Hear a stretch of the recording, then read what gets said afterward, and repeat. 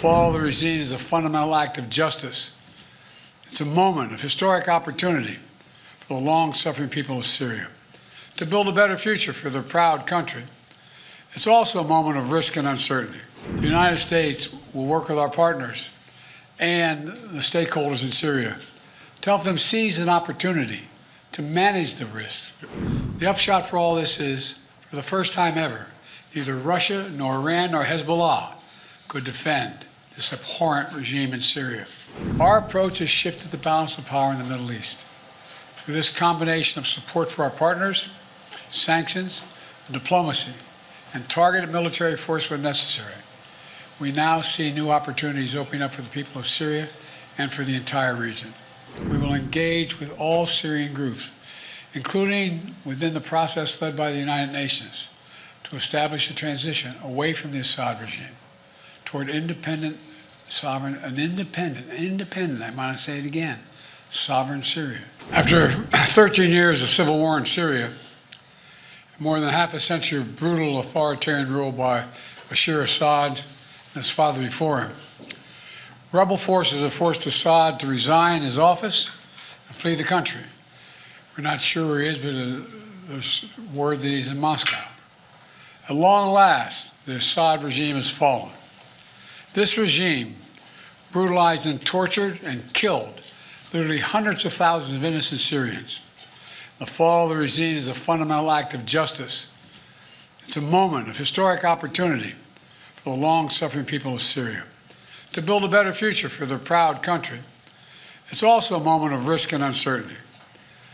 As we all turn to the question of what comes next, the United States will work with our partners and the stakeholders in Syria to help them seize an opportunity to manage the risks.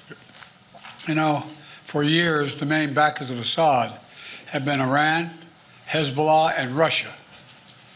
But over the last week, their support collapsed, all three of them, because all three of them are far weaker today than they were when I took office. And let's remember why. After Hamas attacked Israel on October the 7th, 2023, when much of the world responded with horror, Iran and its proxies chose to launch a multi-front war against Israel. That was a historic mistake on Iran's part. Today, Iran's main territorial proxy, Hezbollah, is also on its back.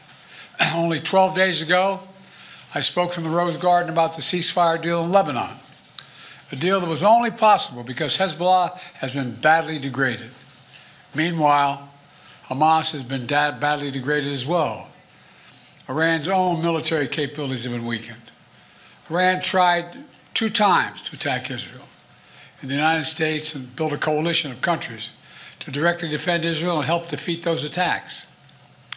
All this made possible for Iran and Hezbollah to continue to prop up, impossible, I should say, for them to prop up the Assad regime.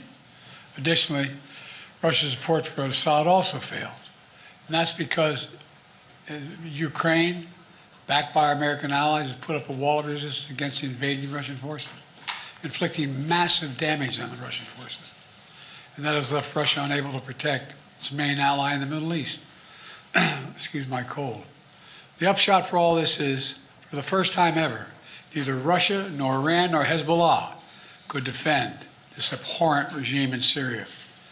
And this is a direct result of the blows that Ukraine, Israel, have delivered upon their own self-defense with unflagging support of the United States.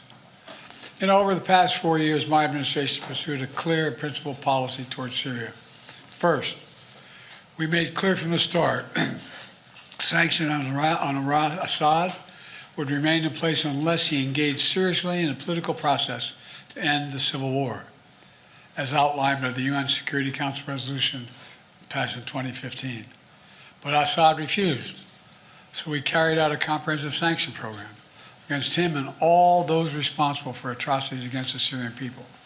Second, we maintained our military presence in Syria, our counter-ISIS, to counter the support of local partners as well on the ground, their partners, never ceding an inch of territory, taking out leaders of ISIS, ensuring that ISIS can never establish a safe haven there again. Third, We've supported Israel's freedom of action against Iranian networks in Syria and against actors aligned with Iran who transported lethal aid to Lebanon. And when necessary, ordered the use of military force against Iranian networks to protect U.S. forces. Our approach has shifted the balance of power in the Middle East. Through this combination of support for our partners, sanctions, and diplomacy, and targeted military force when necessary, we now see new opportunities opening up for the people of Syria and for the entire region. Looking ahead, the United States will do the following. First, we'll support Syria's neighbors, including Jordan, Lebanon, Iraq, and Israel, should any threat arise from Syria during this period of transition. I will speak with leaders of the region in the coming days. I had long discussions with all of our people earlier this morning. And I'll send senior officials from my administration to the region as well. Second, we will help ensure stability in eastern Syria, protecting any personnel, our personnel, against any threats, and will remain our mission against ISIS will be maintained, including the security of detention facilities where ISIS fighters are being held as prisoners. We're clear-eyed about the fact that ISIS will try to take advantage of any vacuum to reestablish its capabilities and to create a safe haven. We will not let that happen. In fact, just today, U.S. forces conducted dozens of precision strikes, airstrikes, within Syria, targeting ISIS camps and ISIS operatives. Third, we will engage with all Syrian groups, including within the process led by the United Nations, to establish a transition away from the Assad regime toward independent, sovereign, I want to say it again, sovereign Syria, with a new constitution, a new government that serves all Syrians. And this process will be determined by the Syrian people themselves. And the United States will do whatever we can to support them, including through humanitarian relief, to help restore Syria after more than a decade of war and generations of brutality by the Assad family. And finally, we will remain vigilant. Make no mistake, some of the rebel groups that took down Assad have their own grim record of terrorism and human rights abuses. We've taken note of statements by the leaders of these rebel groups in recent days, and they're saying the right things now. But as they take on greater responsibility, we will assess not just their words, but their actions. And we are mindful that there are Americans in Syria, including those who reside there, as well as Austin Tice, who was taken captive more than 12 years ago. We remain committed to returning him to his family. As I've said, this is a moment of considerable risk and uncertainty, but I also believe this is the best opportunity in generations for Syrians to forge their own future, free of opposition. It's also an opportunity through far from certain, for a more secure and prosperous Middle East, where our friends are safe, where enemies are contained. And it would be a waste of this historic opportunity if one tyrant were toppled and only to see a new one rise up in its place.